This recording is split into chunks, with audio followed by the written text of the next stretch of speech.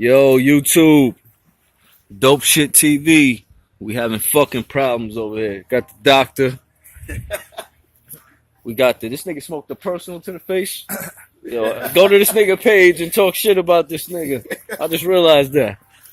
Yo, we got the Ducati hypermotard 1100S, right? It will not start. We don't know what the fuck is going on. Trying everything. It's a little dirty. Fuck you if you don't like it. Alright, this is what's happening. See that? Boom. Hear that? That's all we getting. Rebuilt the starter.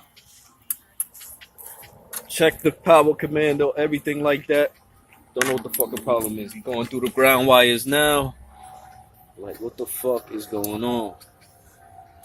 If anybody knows what's going on, hit us up. We tried the switches. The switches seem to be fine.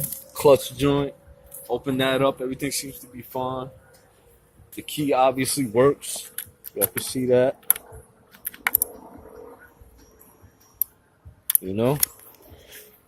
Again, if you know what the fucking problem is, hit us up. Thank you.